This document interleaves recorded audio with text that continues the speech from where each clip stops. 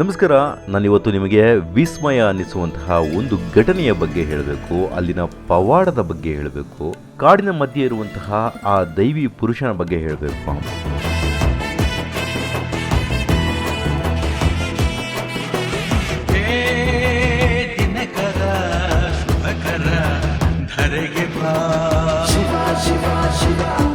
ಬದುಕಿನ ಹಾದಿಯಲ್ಲಿ ಕೆಲವೊಮ್ಮೆ ಅನಿರೀಕ್ಷಿತ ಪಯಣಗಳು ನಮ್ಮನ್ನ ನಮ್ಮ ಮೂಲ ಬೇರಿನತ್ತ ಸೆಳೆಯುತ್ತೆ. ಅಂಥದ್ದೇ ಒಂದು ಸಿನಿಮೀಯ ರೀತಿಯ ಘಟನೆ ಇಂದು ನನ್ನ ಜೀವನದಲ್ಲಿ ಆಗಿದೆ.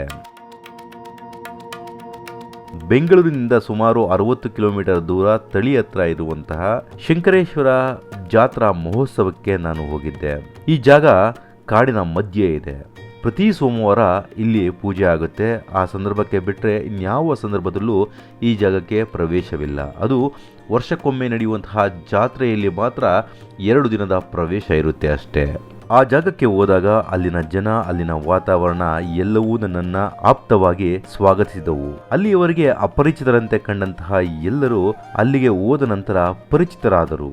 ಅದು ಹೇಗೆ ಈ ಜಾಗ ಹಾಗೂ ಇಲ್ಲಿನ ಜನ ಅಪರಿಚಿತರಿದ್ದವರು ಪರಿಚಿತರಾದರು ಅದನ್ನು ನಾನು ಮುಂದೆ ನಿಮಗೆ ತಿಳಿಸ್ತೇನೆ. ಆದರೆ ಈ ಕ್ಷೇತ್ರದ ಮಹಿಮೆ ಹಾಗೂ ಪವಾಡವನ್ನ ಮೊದಲು ನಿಮಗೆ ತಿಳಿಸ್ತೇನೆ.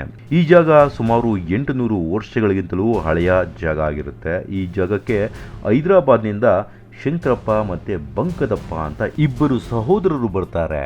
ಅವರ ಸಂಬಂಧಿಕರು ಚಿಕ್ಕಮ್ಮ ಇದೇ ಜಾಗದ ಗುಂಬಳಾಪುರದಲ್ಲಿ ವಾಸವಾಗಿರ್ತಾರೆ. ಅವರನ್ನ ನೋಡಲು ಬಂದಂತಹ ಈ ಇಬ್ಬರು ಸಹೋದರರಿಗೆ ಅಲ್ಲಿನ ನರಭಕ್ಷಕರು ಎದುರಾಗ್ತಾರೆ. ಆ ನರಭಕ್ಷಕರನ್ನ ಕಂಡಂತಹ ಶಂಕರಪ್ಪ ಮತ್ತೆ ಬಂಕದಪ್ಪ ಅವರ ಮೇಲೆ ದಾಳಿಯನ್ನ ಮಾಡಿ ಅವರನ್ನ ಸಂಹರಿಸ್ತಾರೆ. ಅದರಲ್ಲಿ ಒಬ್ಬ ವ್ಯಕ್ತಿ ಶಂಕರಪ್ಪನಿಗೆ ಬಂದು ಈಟಿಯಿಂದ ಇರಿತಾನೆ. ಇದರಿಂದ ಗಾಯಗೊಂಡಂತಹ ಶಂಕರಪ್ಪನನ್ನ ಕಂಡಂತಹ ಅಲ್ಲಿನ ಬಸವ ಅಂದರೆ ಎತ್ತು ಶಂಕರಪ್ಪನನ್ನ ತನ್ನ ಕೊಂಬುಗಳಿಂದ ಮೇಲಕ್ಕೆ ಎತ್ತುಕೊಂಡು ಬಂಕದಪ್ಪನ ಹತ್ರ ತಂದು ಬಿಡ್ತದೆ. ಆ ಸಂದರ್ಭಕ್ಕೆ ಗಾಯಗೊಂಡಂತಹ ಶಂಕರಪ್ಪ ಕುಡಿಲಿಕ್ಕಾಗಿ ನೀರನ್ನ ಕೇಳ್ತಾರೆ.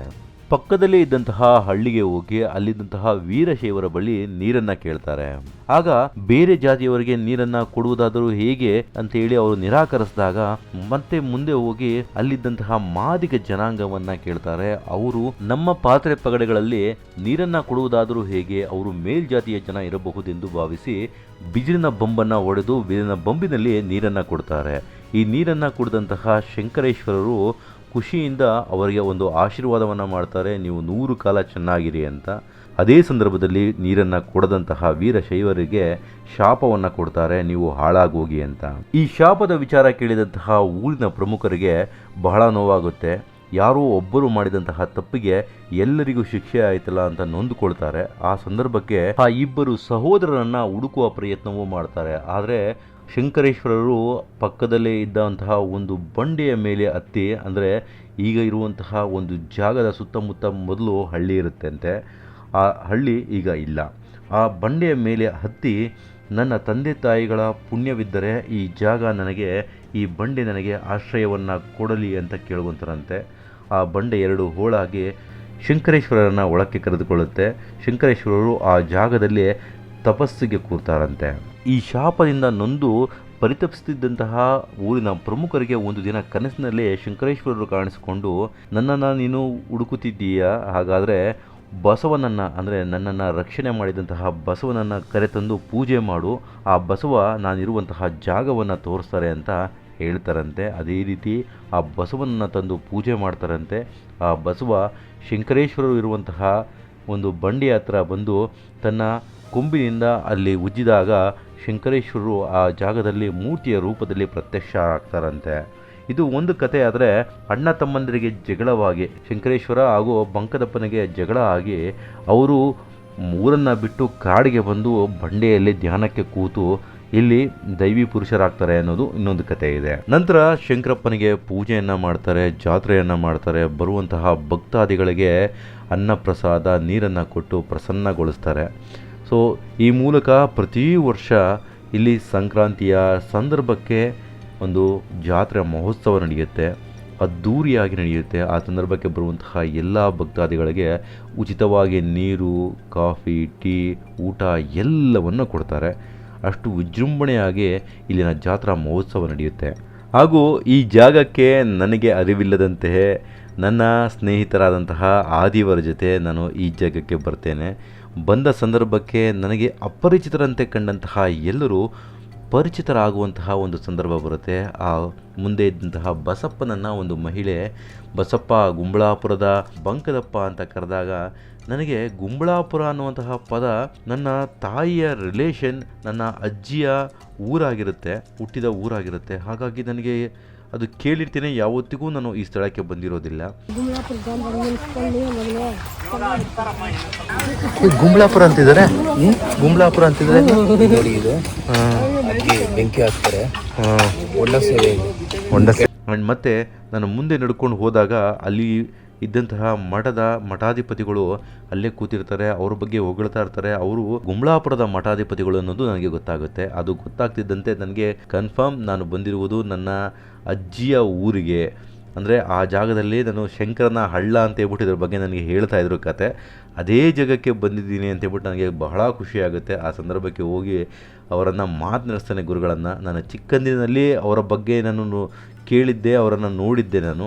ಅವರು ಎಂತಹ ಮಹಾನ್ ಪುರುಷರು, ಎಂತಹ ಶರಣರೆಂದರೆ ನನ್ನ ತಾಯಿಗೆ ಮದುವೆ ಮಾಡಿಸಿದ್ದು ಅವರು.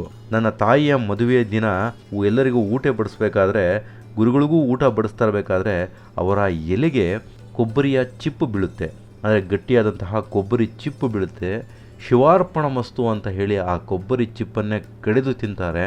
ಅಂತಹ ಮಹಾನ್ ಶರಣರು ಅವರು. ಅವರ ಪವಾಡ ಇಂದಿಗೂ ನಮ್ಮ ಊರಿನ ಕಡೆ ಶರಣರೆಂದರೆ ಹೀಗೆ, ಅವರು ತನ್ನ ತಟ್ಟೆಗೆ ಏನು ಬಿದ್ರೂ ಶಿವಾರ್ಪಣ ಮಸ್ತು ಅಂತ ತಿಂದುಬಿಡ್ತಾರೆ ಅಂತೇಳ್ಬಿಟ್ಟು ಇವತ್ತಿಗೂ ಹೇಳ್ಕೊಳ್ತಾರೆ.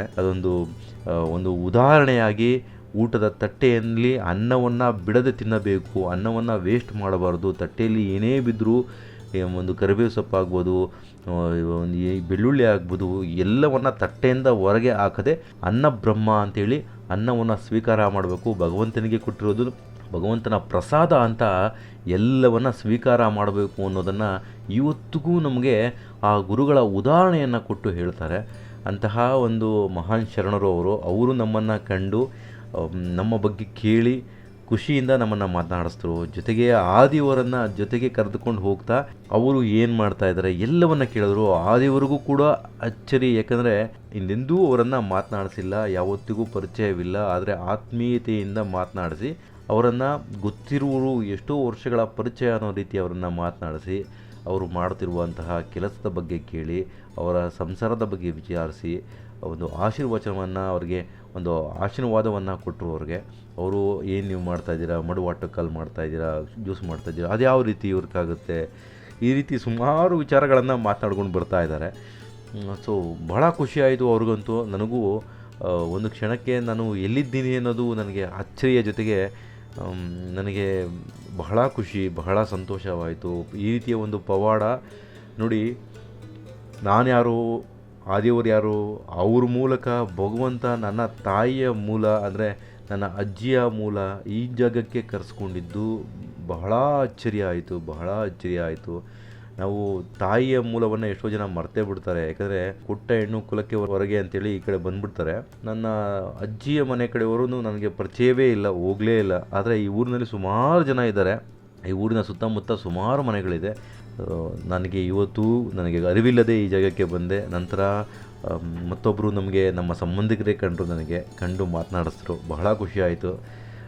ಶಂಕರೇಶ್ವರರ ಮಹಿಮೆ ಅಂತಲೇ ಹೇಳಬೇಕು.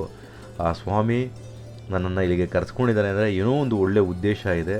ಹಾಗಾಗಿ ನಾನು ಈ ಜಾಗಕ್ಕೆ ಬಂದಿದ್ದೀನಿ ಅಂತ ನನಗೆ ಭಾಸವಾಗ್ತಾ ಇದೆ. ಆ್ಯಂಡ್ ಈ ಅದ್ಭುತ ಸಾಂಗನ್ನು ಕೇಳಿ, ಅದ್ಭುತ ಜನಪದ ಕಲೆಯನ್ನು ಕೇಳಿ ತುಂಬ ಚೆನ್ನಾಗಿದೆ.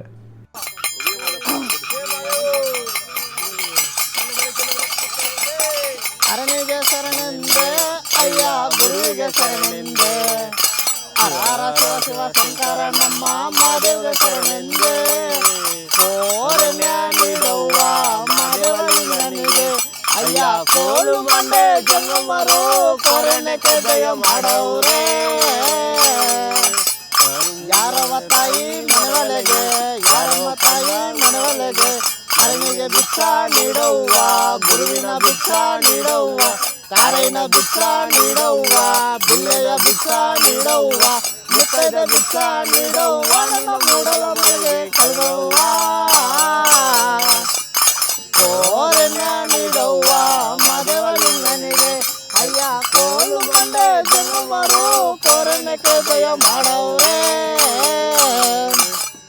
ನಾನು ಹುಟ್ಟಿದ್ದು ಒಂದು ಉತ್ತರ ದೇಶ ಬೆಳೆದು ಒಂದು ಕತ್ತಲ ರಾಜ ಬಂದಿದ್ದು ಒಂದು ಬಾಲರ ಸೀಮೆ ನಿಂತಿದ್ದು ಒಂದು ಎಂಟನೇ ಮಲೆ ಸೇರಿದು ಒಂದು ಕುಂತೂರು ಮಠ ಅವ್ವ ಎನ್ನಾದರೂ ಭಿಕ್ಷ ಕೊಟ್ಟು ಮೂಡಲ ಮಲೆಗೆ ಕಳುಗವ್ವ ಇದ್ದಷ್ಟು ಭಿಕ್ಷ ನೀಡುವ ನನ್ನ ಮೂಡಲ ಮಲೆಗೆ ಕಳುಗವ್ವ ಇದೇ ಮಕ್ಕಳು